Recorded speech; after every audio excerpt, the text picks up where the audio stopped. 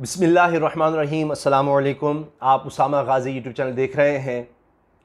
जो बातें पाकिस्तान करता रहा, जो बातें पाकिस्तान दुनिया को दिखाता रहा, डोसियर भेजता रहा, आज दुनिया वो बातें कर रही है। पूरी दुनिया को मानना पड़ रहा है। पूरी दुनिया कह रही है कि भारत पूरी दुनिया के लिए ख़तरा बन चुका है। पूरी दुनिया में तबाही आ सकती है भारत की वजह से, भारत की पॉलिसीज़ की वजह से। ये अब पाकिस्तान का मौक़िफ़ नहीं है, ये इंटरनेशनल इदारों का मौक़िफ़ है। इंटरनेशनल इदारे इस बारे में बात कर रहे हैं और दो ऐसी बड़ी ख़तरनाक डेवलपमेंट्स हुई हैं कि जिसकी वजह से ये साबित हो रहा है कि पूरी दुनिया को अब भारत से ख़तरा है। एक ख़बर जो ख़ुद भारत को सामने लानी पड़ी, भारत उसको यकीनन छुपाना चाहता होगा माजी की तरह, लेकिन वो नहीं छुपा पाया। एक तो वो मटीरियल जो एटम बम में इस्तेमाल होता है, यूरेनियम, वो पकड़ा गया, भारी मिकदार में पकड़ा गया भारत में 2 आदमियों से। और ये पहली दफ़ा नहीं हुआ। इससे साबित हो गया कि भारत में एक ब्लैक मार्केट मौजूद है यूरेनियम की, और ये 7.1 किलोग्राम ये यूरेनियम था और इसकी कीमत तकरीबन $29 लाख बताई जाती है, जो भारत में 2 लोगों से पकड़ा गया है। इसका मतलब है कि भारत में एक ब्लैक मार्केट है, और फिर ये अगर आगे ब्लैक मार्केट में जा रहा है तो फिर इससे जाहिर है कि एटम बम बनाने के लिए भी इसको इस्तेमाल किया जा सकता है। और ये इतना ख़तरनाक मटेरियल है और सबसे ज़्यादा इसकी डिमांड इसी वजह से है, एटम बम की वजह से। तो ये यूरेनियम अब पकड़ा गया है और ये पहली दफ़ा नहीं हुआ, पहले भी इस तरह के वाक़यात हो चुके हैं और इस तरह से अब पूरी दुनिया को खतरा है। ईरान पर पाबंदियां क्यों लगी कि यूरेनियम इनरिच कर रहे हैं आप, यूरेनियम की वजह से, और यहाँ पर भारत से पकड़ा जा रहा है, स्मगलिंग होती है, सबके सामने आ रहा है। और माजी में सिर्फ मैं आपको 1995-1998 के दरमियान के वाक़यात बता रहा हूँ जो रिपोर्ट हो रहे हैं, मैं अपनी तरफ से नहीं अर्ज़ कर रहा। 147 लैप्सेस हो चुके हैं, 147 लैप्सेस ये भारत के न्यूक्लियर प्रोग्राम में, आप अंदाज़ा लगाएं। और ये इतनी ख़तरनाक बात है कि एक तो इससे पूरी दुनिया को ख़तरा है यकीनन कि असलहे की एक दौड़, और मतलब गैर कानूनी तौर पर किसी के हाथ लग जाए, जो हिंदू एक्सट्रीमिस्ट हैं उनके हाथ लग जाए तो क्या कुछ हो सकता है। और दूसरी चीज़ है जिस तरह से भारत से वबा फैल रही है।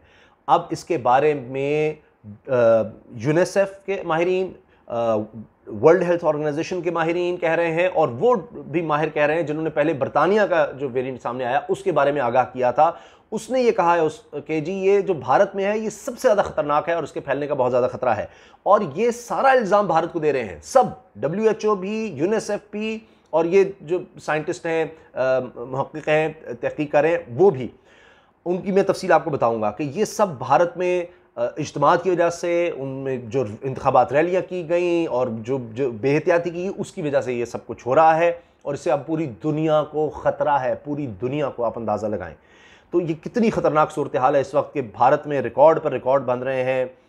और अब भारत में तो तबाही आई ही, लेकिन अब पूरी दुनिया को इससे ख़तरा हो चुका है और इस बारे में अब ये बात लिखी जा रही है। मैं आपके सामने हक़ाइक़ रख रहा हूँ।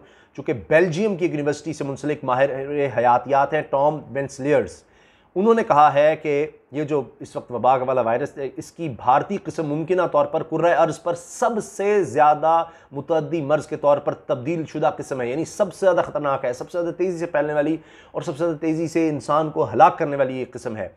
टॉम वेंसलियर्स ही वो पहले साइंसदान थे जिन्होंने दावा किया था कि ये जो बीमारी है, इसका जो जरासीम है, उसकी बरतानवी किस्म दीगर इक़साम के मुकाबले में तेज़ी से फैलने वाली है। ये दावा पहले मुतनाज़ा था, लेकिन बाद में इसकी दीगर माहिरीन ने तस्दीक कर दी थी। पहले नहीं माना इस माहिर को कि मुतनाज़ा कह रहे थे कि नहीं पता नहीं है, नहीं, बाद में माना। अब वही माहिर दोबारा भारत के हवाले से कह रहा है।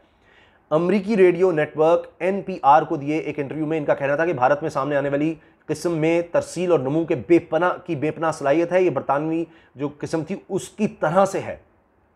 फिर इन्होंने कहा कि भारत में इस बड़े पैमाने पर फैलाव में हाल ही में होने वाले बड़े इज्तिमात, इंतखाबी रैलियों और एहतियाती तदबीर इख्तियार ना करने ने ईंधन का काम किया।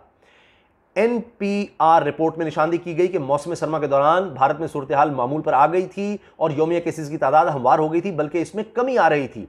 अलबत्ता फरवरी के वस्त और मार्च के इब्तिदा में सूरत हाल तेज़ी से तब्दील हुई और इस बीमारी की किस्म धमाके की तरह फैली, और अब भारत इसकी वजह से ख़तरनाक दूसरी लहर का सामना कर रहा है, जिसमें यौमिया हर रोज़ 4 लाख से ज़्यादा केसेस हैं और 4000 से ज़्यादा अमवात रिपोर्ट हो रही हैं। अब दूसरी तरफ सुनिए, आलमी इदारा सेहत यानी WHO के नुमाइंदे डॉक्टर रॉड्रिको ने एसओपीज पर अमल दरामद में कोताही पर ज्यादा मलबा भारत पर डाला और कहा कि हमने देखा कि लोग इस तरीके से अमल नहीं कर रहे जो कि इसको सुस्त करने के लिए मुनासिब होता, इस वबा को सुस्त करने के लिए, इसलिए हम इस मकाम पर पहुंच चुके हैं, सब भारत की वजह से है। अच्छा जी, अब इसकी पेशगोई का कोई मॉडल भी नहीं है। अब भारत में यूनिसेफ की नुमाइंदा, मैंने आपको डब्ल्यूएचओ का बता दिया, उसके अलावा अमरीकी माहिर का बता दिया, और अब आप यूनिसेफ का भी सुनिए, अक़वाम मुत्तहिदा का इदारा है, उसकी नुमाइंदा डॉक्टर यास्मीन अली हक ने यही बात अक़वाम मुत्तहिदा की रिपोर्ट में कही कि इस आलमी वबा के असरात से निकलने के लिए बरसों लगेंगे। उन्होंने कहा कि हम पहले ही इसके खास करके बच्चों, गरीबों और पिसे हुए तबकात पर सानवी असरात देख रहे हैं। डॉक्टर यास्मीन ने निशानदेही की कि भारत में सिर्फ 50% बच्चों को ऑनलाइन तालीम तक रसाई हासिल है। इसका मतलब यह है कि स्कूल जाने वाले 15 करोड़ बच्चों को रसाई मुयसर नहीं, और हम चाइल्ड लेबर, कम उम्री की शादी और बच्चों की स्मगलिंग की कहानियां भी सुन रहे हैं। यानी पूरा फाइबर भारत में तबाह हो रहा है। अक़वाम मुत्तहिदा की रिपोर्ट में खबरदार किया गया कि भारत में केसेस मुस्बत आने की शरह 19% है, जो बहुत ज़्यादा है। भारत में इन्फेक्शन का वही नमूना है जो यूरोप और अमेरिका में देखा गया, लेकिन इसकी सतह मुख्तलिफ है। रिपोर्ट में कहा गया कि गुंजान आबादी भी एक पहलू है और इन्फेक्शन में इजाफे की सतह को रिस्पॉन्स की सतह से मिलाना मुश्किल अमल है। अब यह भी कहा गया है कि यानी जो इजाफा है इससे फ़वायद, जो यानी जितना हम कंट्रोल करें पूरी दुनिया में, उससे उलट हो सकता है, सब कुछ ख़राब हो सकता है। अक़वाम मुत्तहिदा की एक रिपोर्ट में खबरदार किया गया कि जनूबी एशिया में नया मौलिक इजाफा यानी आलमी सतह पर जो फ़वायद हासिल किए गए थे उसको बिल्कुल ख़त्म कर सकता है। यूनिसेफ डब्ल्यूएचओ के ताउन से तैयार की गई रिपोर्ट में निशानदेही की गई है जनूबी एशिया ममालिक में ये जो इन्फेक्शन है इसमें इजाफा हो रहा है और खित्ते के 90% केसेज और अमवात भारत में रिपोर्ट हो रही हैं। पूरे खित्ते में 90% भारत में। पाकिस्तान को भी केसेस में इजाफे का सामना है और हालिया हफ्तों में केसेस में तेज़ी से इजाफा हुआ और 7 रोज़ तक यौमिया औसत 5,500 केसेज रिपोर्ट हुए। और चूँकि पाकिस्तान भारत का हमसाया भी है, अक़वाम मुत्तहिदा के दफ्तर की रिपोर्ट में निशानदेही की गई कि आलमी वबा ने सुबह पंजाब और खैबर पख्तूनख्वा में निज़ाम सेहत पर असरात मुरतब किए हैं, जिसमें अस्पतालों में दस्तयाब बिस्तर, ऑक्सीजन और दीगर अशिया ज़रूरत की कमी हो रही है। यूनिसेफ के रीजनल डायरेक्टर बराए जनूबी एशिया का कहना था कि जो मंजर जनूबी एशिया में हम देख रहे हैं ऐसा पहले कभी नहीं देखा गया। हम इस हकीकी इम्कान का सामना कर रहे हैं कि हमारा निज़ाम सेहत बैठने के नहज पर पहुँच जाएगा, जिससे मज़ीद जानों का ज़िया होने का ख़तरा है। और आलमी इदारा सेहत के मुताबिक गुज़श्ता हफ्ते दुनिया भर में रिपोर्ट होने वाले केसेस में 40% केसेस और 25% बाद भारत में रिपोर्ट हुई, जबकि मालदीव, नेपाल और श्रीलंका में भी केसेस बढ़ रहे हैं। नेपाल की सूरत हाल को खतरनाक करार दिया गया है, जहां इस हफ्ते इन्फेक्शन में 137% इजाफा हुआ, जो वबा के फैलाव के बाद से अब तक की बुलंद तरीन सतह है। नेपाल की हुकूमत ने मुल्क के मुख्तलिफ मकामात पर लॉकडाउन लगा दिया और वायरस का फैलाव रोकने के लिए डोमेस्टिक परवाजें भी मुअत्तल कर दी थी।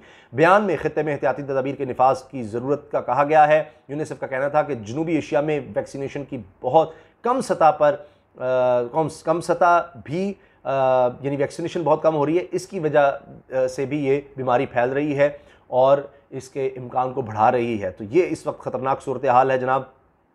और चंद चीज़ें मैं अर्ज़ कर दूं कि ये देखिए कि जो वो वहाँ से यूरेनियम के पकड़ा गया है भारत से, उसके बारे में पूरी दुनिया में तशवीश है। पाकिस्तान ने तशवीश का इजहार किया है कि पाकिस्तान ने तो ये कहा है कि भारत में गैर मजाज अफराद से 7 किलोग्राम यूरेनियम तहवील में लिए जाने की इतलात पर तशवीश है और ये यूरेनियम इंतहाई ताबकार और इंसानी ज़िंदगी के लिए ख़तरनाक है।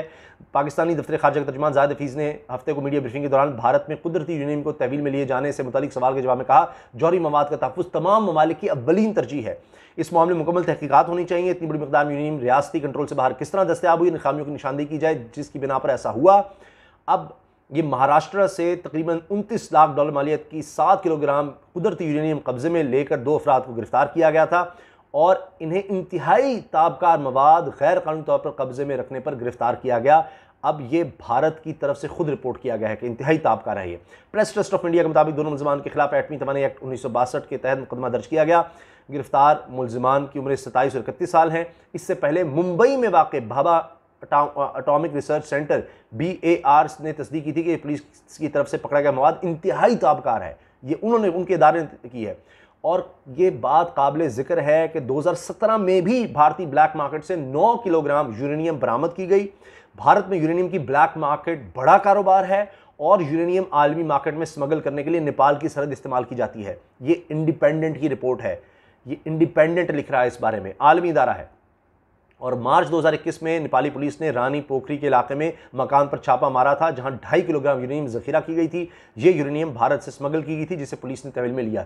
वो 2.5 किलोग्राम थी, अब ये 7 किलोग्राम है, आप अंदाज़ा लगा लीजिए। और आखिर में मैं सिर्फ आपको जो इंटरनेशनल मीडिया में चीज़ें रिपोर्ट हुई, अब ये देखिए कि according to Indian parliamentary report, India की पार्लियामेंट की रिपोर्ट है, 147 मिसहैप्स और security related occurrences were reported in Indian atomic energy plants between 1995 and 1998। 1995-98 3 साल में पार्लियामानी भारत की रिपोर्ट है कि 147 मिसहैप हुए हैं, सिक्योरिटी रिलेटेड जो है लैप्सेस हुए हैं, और इनमें से 28 का बारे में कहा जा रहा है 28 वर of acute nature and 9 of these occurred in nuclear power installations.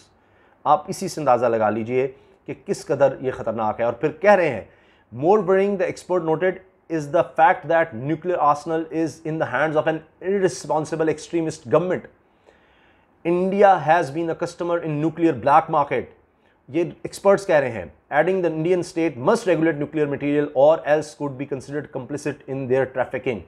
तो अगर ये इस तरह भारत में जारी रहा तो फिर इस पर तो एक्शन तो होना चाहिए। तो जनाब ये इस वक्त ताज़ा तीन सूरत हाल है भारत के बारे में, और आप कमेंट्स में इजहार कीजिए कि आप क्या समझते हैं। ये बात दुरुस्त है जिस तरह भारत अब ख़तरा बन गया पूरी दुनिया के लिए, और ये दो हवालों से मैंने आपके सामने फैक्ट्स रखे हैं, फैक्ट्स हक़ाइक़ कि दुनिया क्या कह रही है। मैं पाकिस्तान की बात नहीं कर रहा, मैंने दुनिया के इदारों की आपको बात बताई है।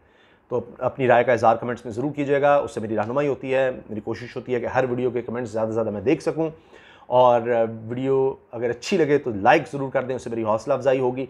और बेल आइकन पर क्लिक करें ताकि हर वीडियो के बारे में आपको बर वक्त पता चल सके और आप ज़्यादा बेहतर तरीके से आगाह हो सकें, और चैनल को सब्सक्राइब भी ज़रूर कीजिए। अल्लाह हाफ़िज़। पाकिस्तान जिंदाबाद।